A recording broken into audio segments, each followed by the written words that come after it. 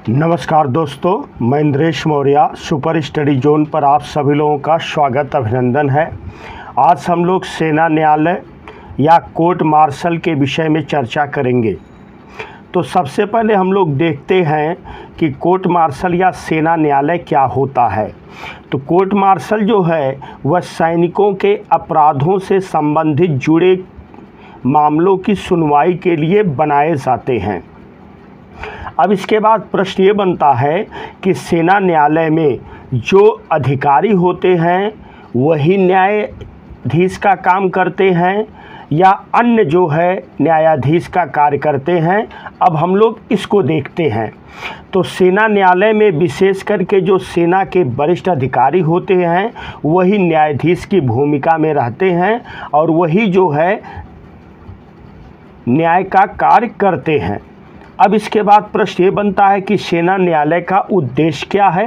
तो सेना न्यायालय का उद्देश्य है कि सैनिकों को बाहरी हस्तक्षेप से दूर रह करके तथा सेना को अनुशासन में बनाए रखना, यही सेना न्यायालय का क्या है, उद्देश्य है।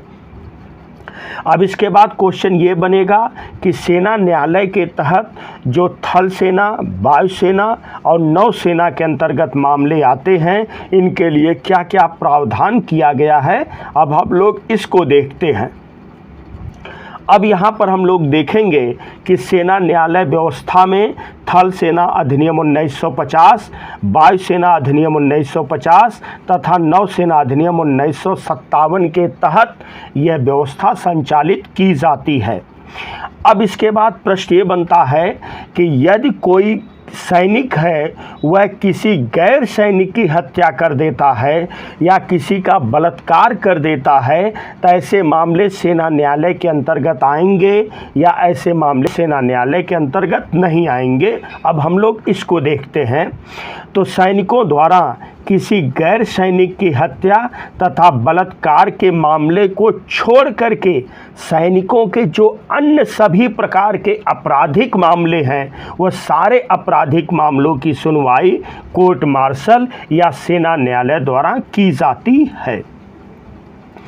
अब यहाँ पर प्रश्न ये बना कि यदि सेना न्यायालय ने या कोर्ट मार्शल ने कोई सज़ा दे दी तो क्या हम उसके खिलाफ डायरेक्ट उच्च न्यायालय या सर्वोच्च न्यायालय में जा सकते हैं कि नहीं जा सकते। अब हम लोग इसका संवैधानिक प्रावधान देखते हैं।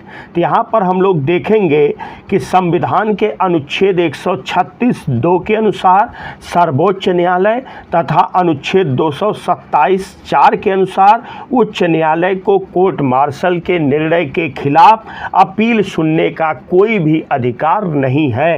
अर्थात हम लोग सेना न्यायालय द्वारा दिए गए निर्णय के विरुद्ध हम लोग डायरेक्ट उच्च न्यायालय या सर्वोच्च न्यायालय में नहीं जा सकते। अब यहाँ पर डायरेक्ट तो नहीं जा सकते लेकिन अन्य प्रावधान के तहत हम लोग जा सकते हैं। वह अन्य प्रावधान क्या है तो हम लोग देखते हैं कि यदि कोर्ट मार्शल ने कोई डिसीज़न दे दिया तो हमको न्यायालय में जाना है तो एक ही रास्ता है कि अनुच्छेद 32 का इस्तेमाल करके हम लोग सर्वोच्च न्यायालय में अपील कर दें तथा 226 का इस्तेमाल करके हम लोग उच्च न्यायालय में अपील कर सकते हैं। अब यहाँ पर प्रश्न ये बना कि क्या सेना न्यायालय द्वारा जो निर्णय दिया गया है उसकी अपील सुनने के लिए अलग से सरकार ने कोई अधिकरण का गठन किया है कि नहीं किया है, इसको हम लोग देखते हैं। तो हाल ही में केंद्र सरकार ने सेना न्यायालय के निर्णयों पर अपील सुनने के लिए एक अलग से अधिकरण गठन किया है जिसका नाम है सशस्त्र सेना अधिकरण, आर्म्ड फोर्स ट्रिब्यूनल का गठन किया है, जिसका मुख्यालय या प्रधान कार्यालय कहाँ पर है, दिल्ली में है। तो आज हम लोग यहीं तक चर्चा करेंगे। वीडियो को अधिक से अधिक लाइक करें, शेयर करें और जो लोग चैनल को सब्सक्राइब नहीं किए हैं वह सब्सक्राइब करें। जय हिंद।